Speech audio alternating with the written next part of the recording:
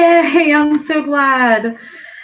It was weird because at like 4 minutes past 11, it started, like, the screen said that it was starting to broadcast. So I don't know why, if it was set for 11, it did that, but I don't know. So, okay, and now I see that you're here. Okay, so yeah, learning experience. Yay. So mostly we're going to be in Pear Deck, which is that other link, but Pear Deck doesn't have any streaming capability or microphone, so that's not ideal. So this piece is just for sound. Sound and sound really, because Pear Deck is great, but no sound. So I'm just gonna cruise on over to Pear Deck, which is that other link. So Pear Deck. So we're going to go over what makes for a great narrative, which is actually right where you're starting right now. You're just getting into narrative writing, so this is good timing. We'll work on a narrative together, and we'll get that collaboration credit done. Hooray! And I don't think our norms are particularly relevant right now since it's just us, but that's okay. So what makes, and you can type right on this, what makes a great narrative?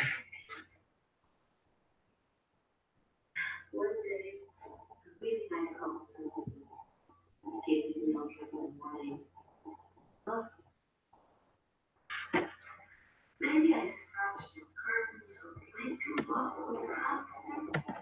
I don't mind it. Oh my God.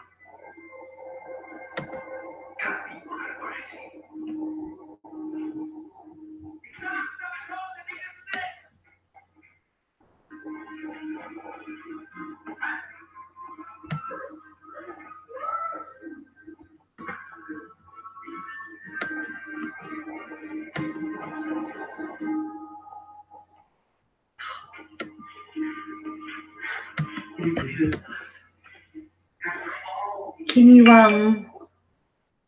read a channel? Okay, no. Are you over in Pear Deck? Not on the Hangout.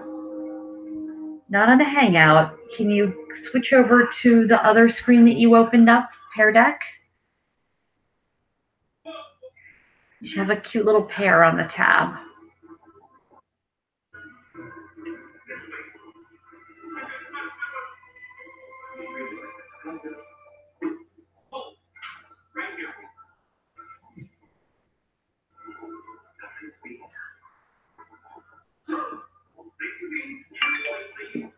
Sorry, I should have been more. I mentioned it very quickly. This is a really good learning experience for me.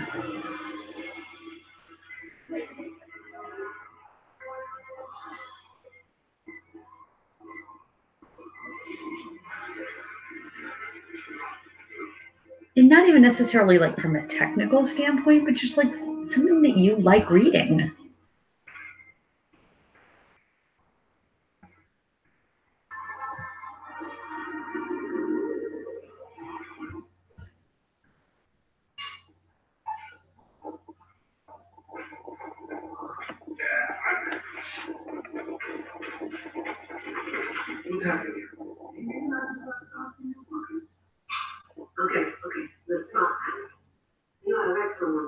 If I give you something to read, what makes it enjoyable?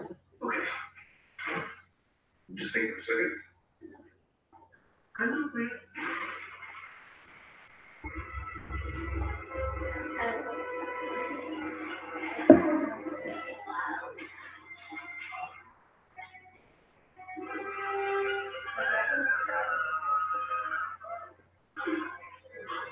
Yeah.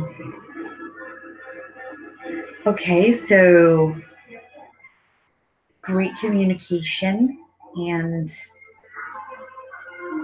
I think I'm sensing like an ability to convey emotion. I think that's a great point. I like description, like really vivid description, And I like unexpected words, like when a writer uses a word that I just didn't expect to see and it takes me by surprise. That always makes me happy. And you've read some like boring narratives, boring stories. Like you have to read a story for school and you start reading it, or you're like taking the FSA and you start reading a passage and you're like, oh my gosh, this is the worst thing I've ever read in my life.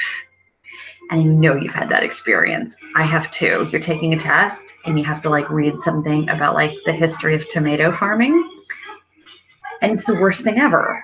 What makes something boring to read?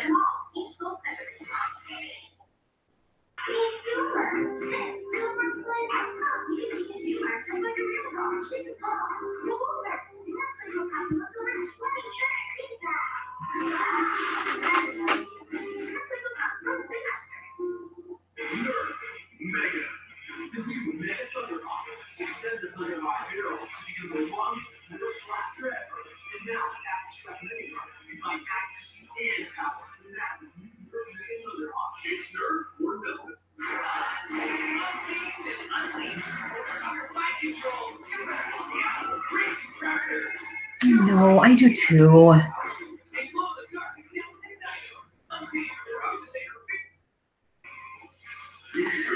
But I think that nonfiction can be presented in a way that's as interesting as fiction. It's just so often it's not. It's presented in a way that's horribly dry and boring, and then we end up hating it. I could give you a biography of a great tennis player, and if it's written well, and it's a subject that interests you, you'll find it interesting. And I've read some biographies that were amazing, and then I've read some that were just awful. I think it comes down to the way it's written. Sometimes nonfiction is just written in a way that's dry. Like it's just a presentation of facts, and everything that's interesting is sucked out of it. And it's a shame because life is interesting. There's no reason that nonfiction should be boring. So let's you and I think about a narrative. Let's pick a topic. In fact, I'll let you pick the topic, and you can pick a different one. These are just some thoughts. Bad plane ride, we've all had them. An unusual walk home from school, or some other location, it's fiction. Or we can create a character who cheats on a test. You tell me which one of these, or if you have a better idea, which I'm sure you can come up with, you let me know what your idea is.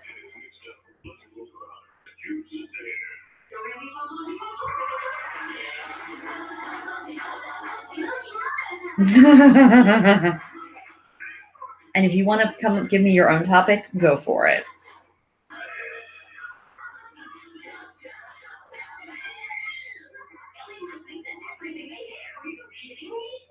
Oh, the plane ride? Okay, yeah, let's do it.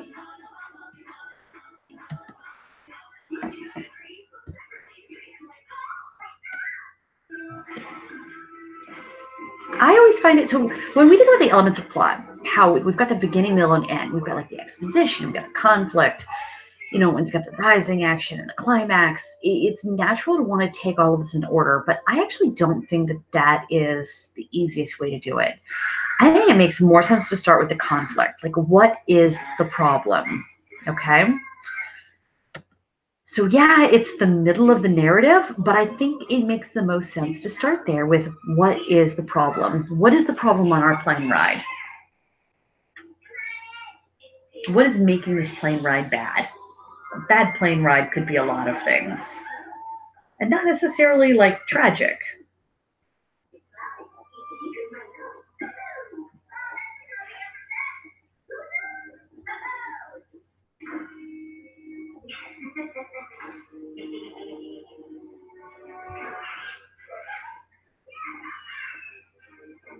Turbulence.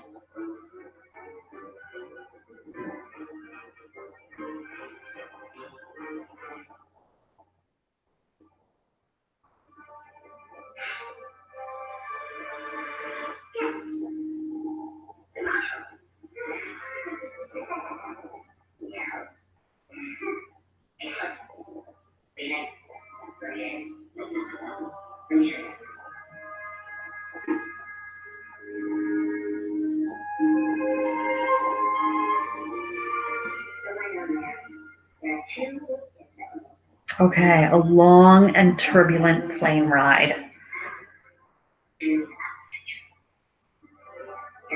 And the people, the flight attendants, the pilots are not being kind. So that would be super stressful. All right, I like this. That really does sound unpleasant. Long plane rides are hard anyway. No one's in a good mood at that point. Okay, so now that we know like the problem, which is like the middle, I think it's good to go back to the beginning. Why does this problem happen? And that's the background, that's the exposition. So we kind of have two things happening: unkind staff and bumps. Why are these things happening?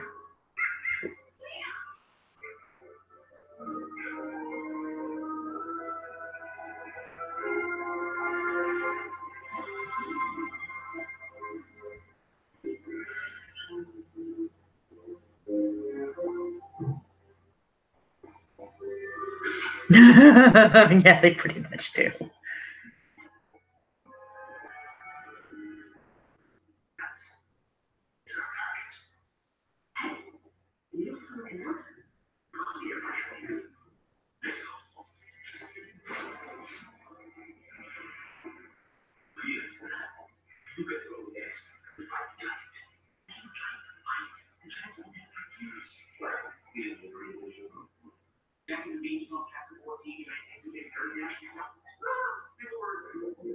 Oh my gosh, I wouldn't have thought of it this way. I would have thought of it the other way around. Like they're unhappy because there are clouds and the clouds are causing turbulence. I like the way you're thinking. You have like mean and spiteful pilots. I like your idea much better. I'm so practical and you're super creative. Way better. Setting really matters. Now, sometimes we're going to describe that explicitly, okay? But sometimes that's unnecessary and you want to do it implicitly. You can say, Mia boarded the 747 bound for New York City, and that's explicit.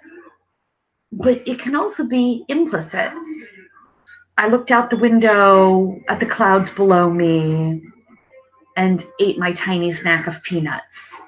Okay, now I never said I was on an airplane, but pretty quickly you can figure out from the clues that the setting is an airplane. So you don't need to write anything here, but just as you write a narrative, you want to think about making sure that your reader knows what the setting is. And you can make a conscious choice. Do I want to directly say what the setting is, or do I want to suggest what the setting is and let the reader figure it out? Okay, you can do either. So much fun. Now, dialogue is important. First of all, and yeah, these are important. Two questions here. Let's start with the first part. Why do we need dialogue? What does dialogue do for a narrative? What is its purpose?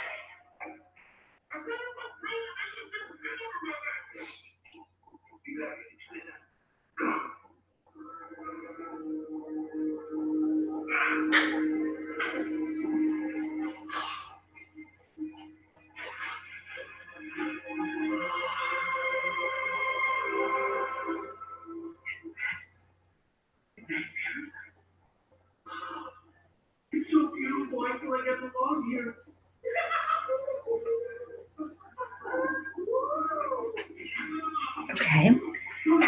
And in speaking, okay, sorry, go ahead.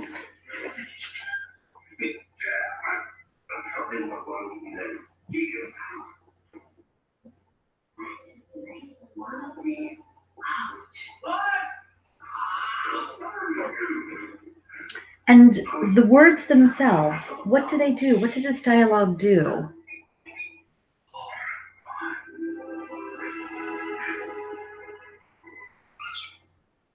I like your honesty.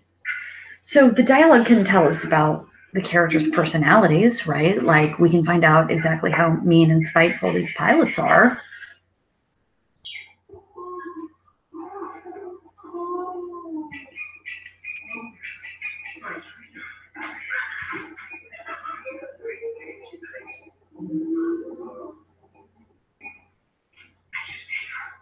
For sure. Can reinforce the plot, tell us more about the characters. You could say that the pilots were angry, but you can also have that evident through what they say. Now, we work so hard at writing with correct grammar, but dialogue is the one time when I'm going to say you don't have to. Because the reality is, when we speak, Mia, that's not how we always speak, is it? You and I don't always speak in complete sentences. I might just say, dang it. Or I might say, yikes. And when you're writing dialogue, you want to do your best to write the way people actually speak. And so if that means, writing some sentence fragments, you have permission. Okay? Do your best to write the way people actually speak. If you're writing as a 4-year-old on the plane who's speaking with fear to his mother, try to write like a 4-year-old. Well, a 4-year-old isn't going to say, Mother, I'm frightened now. Okay? So it's okay to break some rules of grammar when you're writing dialogue. And that's a fun challenge.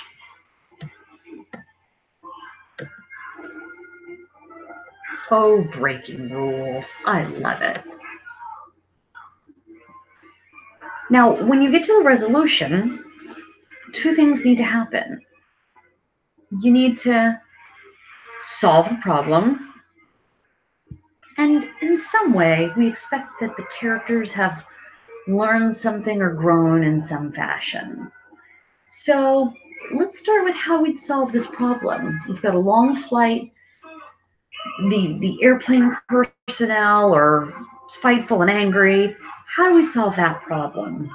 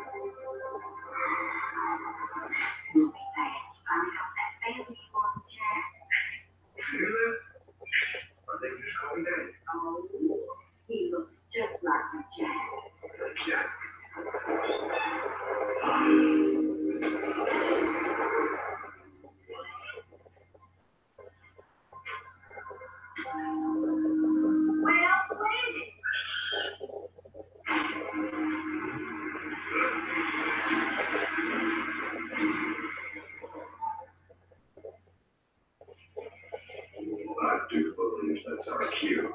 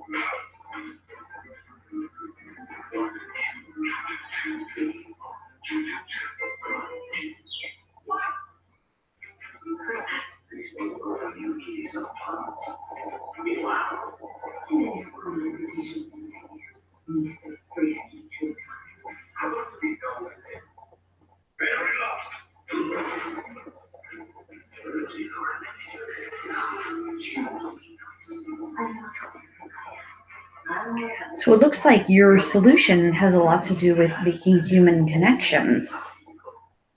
And making human connections probably solves a lot of problems.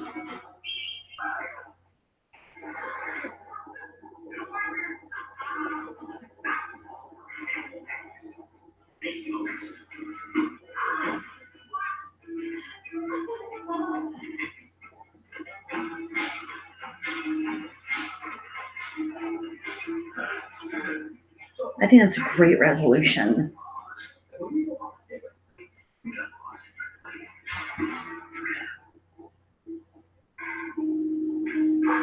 And from this, what do the characters learn?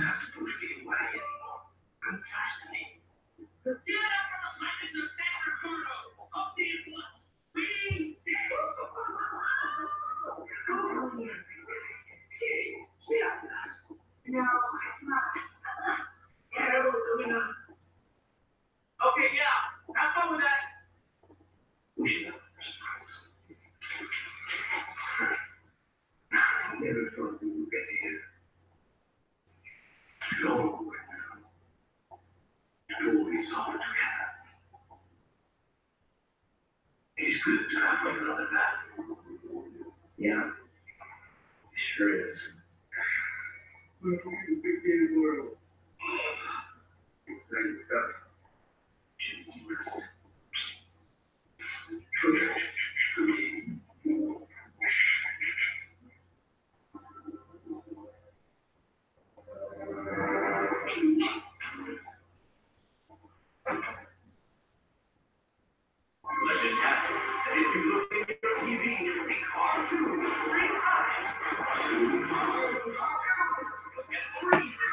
I like that. And again, when we talk about what characters learn, you can handle this explicitly or implicitly. And to make sure that you include it, you might want to try to write it explicitly. And if you want to try to do it implicitly, take that explicit statement and go back and try to revise it so it's not explicit, because writing it implicitly is more of a challenge. Well, Mia, you have shouldered all of the burden yourself, and you've done it well, my dear. So all you need to do for your submission is for the collaboration, in the student comments box, just put that you attended a collaboration on narratives on October 17th, and that's all you need to do. If you have a question, so we don't have a chat box, just jot it down here on this slide, and that's all, sweetie. You did a great job.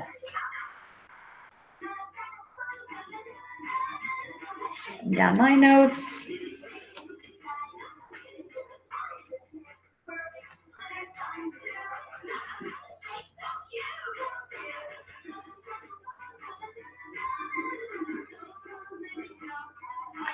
That's one thing I'm learning. I need to add like a slide at the end, I think, for like questions and comments. I'm learning a lot today. Thank you so much. All right, sweetie, have a good day, and I'll talk to you soon, okay? Alrighty, I'm gonna close this.